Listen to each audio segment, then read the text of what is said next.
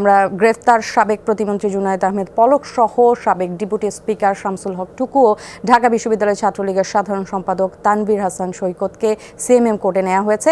সেখানকার সবশেষ অবস্থা আমাদেরকে মনির জানাবেন।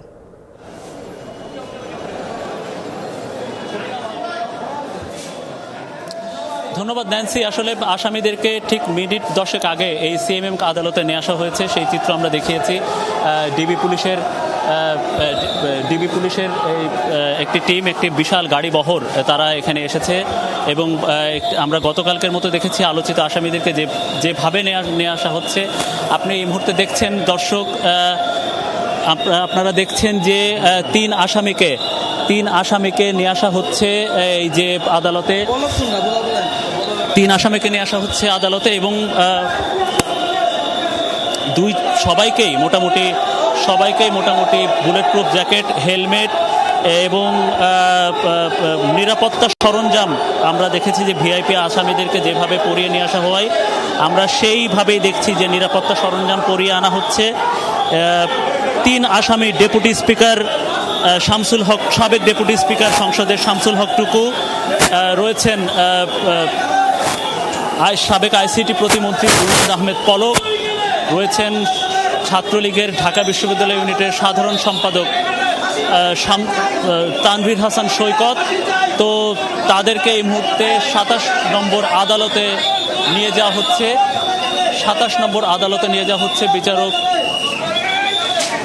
রশিদুল আলম তার আদালতে নিয়ে যাওয়া হচ্ছে এবং সাদা পাঞ্জাবি পরিহিত ডেপুটি স্পিকার শামসুল হক টুকুকে আমরা দেখছি, একই সাথে তানভীর হাসান সৈকত এবং একই সাথে জুনায়েদ আহমেদ পলক সাবেক ডেপুটি স্পিকার, তাকে নিয়ে যাওয়া হয়েছে। ইতিমধ্যে ইজলাসে তারা প্রবেশ করবেন, বিচারক কিছুক্ষণের মধ্যেই তারা আসবেন এবং দর্শক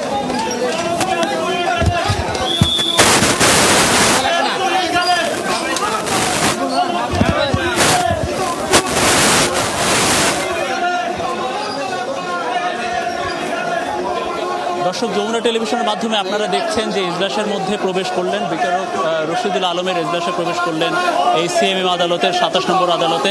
রাজধানীর পল্টন থানায় হত্যা মামলায় দায়ের করা আলোচিত তিন আসামি জুনায়েদ আহমেদ পলক, সাবেক ডেপুটি স্পিকার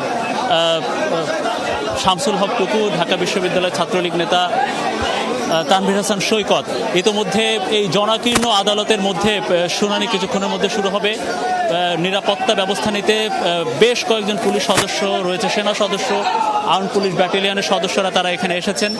আমরা একটু বিশৃঙ্খল অবস্থায় দেখতে পাচ্ছি এই আদালত চত্বরে। ইতিমধ্যে এই যে ইজলাসের মধ্যে যে একটা লোহার শিকের গারদ থাকে, সেই গারদের মধ্যে আসামিদেরকে রাখা হয়েছে এবং আমি একটু আগে বলেছি যে তাদেরকে নিরাপত্তা সরঞ্জাম, হেলমেট এবং বুলেট প্রুফ জ্যাকেট তাদের আসামিদেরকে পরানো হয়েছে। পরানোর পরে তাদেরকে পুলিশের প্রায় তিন আসামিকে অন্তত 50 থেকে 60 জন পুলিশ এবং কর্মকর্তা এবং সদস্য তারা ঘিরেছিলেন। এমনকি তাদেরকে এই যে বিচারক রশিদুল আলমের এজলাসে যখন ভেতরে রাখা হয়েছে, সেটার মধ্যে লোহার শিকের মধ্যে যে গারদ, মানে এজলাসের মধ্যেও যে একটা গারদ থাকে, হাজতখানা থাকে, সেটার মধ্যে রাখা হয়েছে।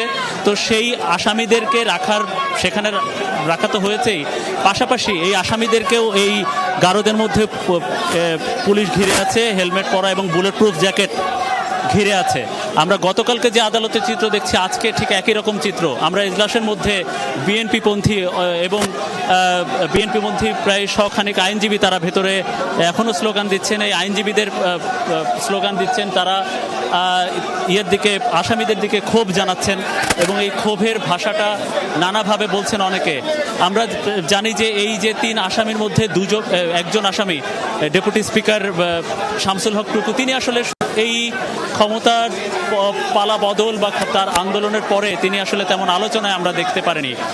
তবে এই যে দুইজন অন্য আসামি জুনায়েদ আহমেদ পলক এবং তানভীর হাসান সৈকত, তাদের দুজনকে আমরা বেশ আলোচনায় দেখেছি। বিশেষ করে ঢাকা বিশ্ববিদ্যালয় থেকে এই যে বৈষম্য ছাত্র আন্দোলনের কোটা সংস্কার আন্দোলন যখন শুরু হয়, তো কোটা সংস্কার আন্দোলন শুরু হওয়ার পরেই আমরা দেখেছি যে এই তানভীর হাসান সৈকত আলোচনায় ছিলেন। শিক্ষার্থীদের মারধরের ঘটনা ঘটেছিল প্রথমভাবে। আমরা দেখেছি যে শিক্ষার্থীদের উপর হামলা হয়েছে, বাইরের বহিরাগতরা এসে, দুর্বৃত্তরা বা দুষ্কৃতকারীরা এসে ঢাকা বিশ্ববিদ্যালয়ের ভেতরে অমর একুশে হল বা শহীদুল্লাহ হলের দিকে ঢাকা বিশ্ববিদ্যালয়ের মধ্যে এসে অস্ত্র দিয়ে গুলি চালিয়েছে, এরকম ছবি ভিডিও আমরা দেখেছি, গণমাধ্যম দেখিয়েছে। দর্শক, আপনারা জানেন যে এছাড়া তানভীর হাসান সৈকতের এই আলোচনার পর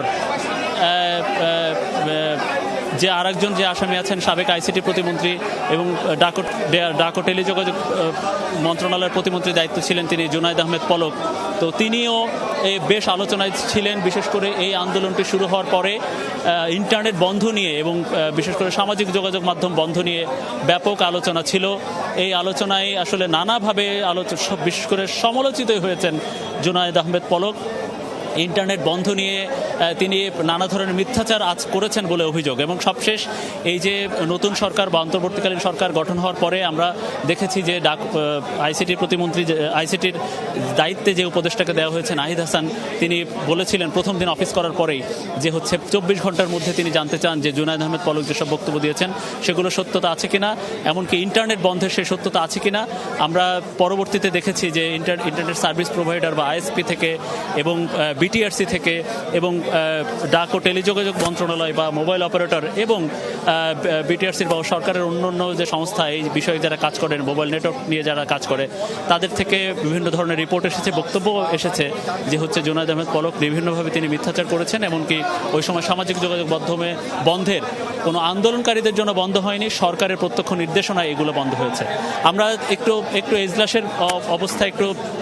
এজলাসের অবস্থা একটু বলতে চাই যে ইতিমধ্যে তিন আসামি শামসুল হক টুকু, জুনায়েদ আহমেদ পলক এবং তানভীর হাসান সৈকত, তাদেরকে নিয়ে যাওয়া হয়েছে ভেতরে। তাদের এজলাসে চলছে। আমরা এজলাসের ভেতরের চিত্র দেখানোটা আসলে আইনত নিষিদ্ধ, এই কারণে এজলাসের মধ্যের অবস্থা আমরা দেখাচ্ছি না, ইচ্ছা করে দেখাচ্ছি না।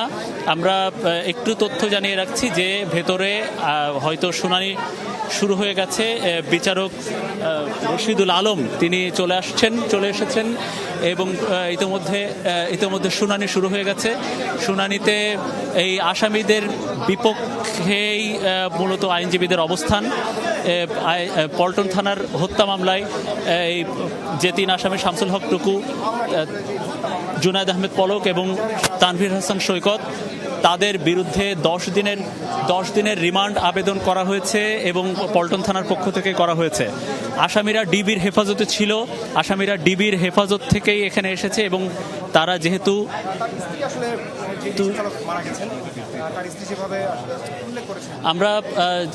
আমরা জানি যে এই আসামিরা থানার মামলাতেই আছেন এবং